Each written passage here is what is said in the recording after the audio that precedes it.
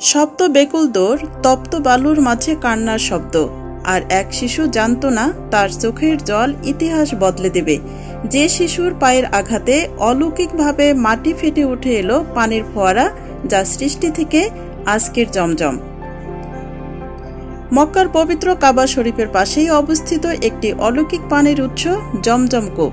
ইসলামী বর্ণনা অনুযায়ী আল্লাহর আদেশে ইব্রাহিম আলাইহিসসালাম তার স্ত্রী হাজেরা আলাইহিসসালাম ও সন্তান ইসমাইল আলাইহিসসালামকে মরুভূমিতে সামান্য কিছু পানি ও খেজুর দিয়ে আল্লাহর উপর ভরসা রেখে চলে যান।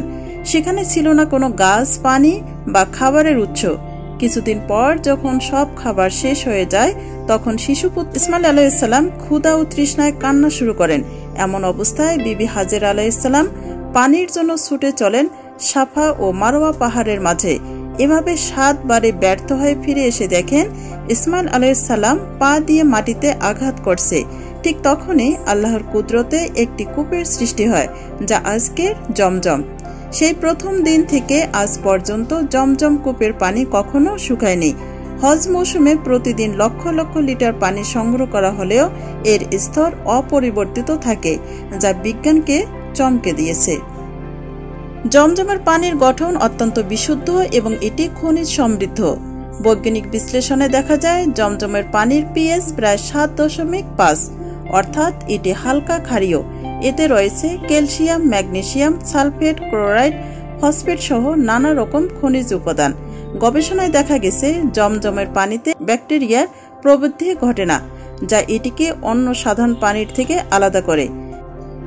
জমজম কূপকে ঘিরে আরও একটি বিষয় হল এর স্থায়ী প্রবাহ। মাত্র 30.5 মিটার গভীর এই কূপ থেকে শতাব্দীর পর শতাব্দী ধরে অবিরাম পানি উঠছে, অথচ তা কখনো কমে না। সৌদি সরকার জমজমের পানি বিশুদ্ধ রাখার জন্য আল্ট্রাভায়োলেট প্রযুক্তি ও আধুনিক ফিল্টারিং ব্যবস্থা ব্যবহার করে, কিন্তু এই কূপের মূল পানি কখনোই প্রাকৃতিক গুণাবলী হারায়নি। অনেক বিশেষজ্ঞ এই পানিকে এনার্জি ওয়াটার বলেছেন, যা শরীরে দ্রুত শোধিত হয় এবং কোষে অক্সিজেন পরিবহনে সাহায্য করে। বিশ্বের বিভিন্ন প্রান্ত থেকে আসা মানুষ ধর্ম, বর্ণ নির্বিশেষে এই পানির প্রতি বিশ্বাস স্থাপন করেছেন। তারা বলেন, জমজমের পানিতে রয়েছে এমন এক শক্তি যা কেবল দেহকে নয়, মন ও আত্মাকে প্রশান্তি দেয়। বিশ্বাস, বিজ্ঞান আর প্রকৃতি, এই তিনের এক অভাবনীয় মেলবন্ধনের নাম জমজম। জমজম কূপ কেবল ইতিহাস নয়, এটি এখনো জীবন্ত এক অলৌকিকতা।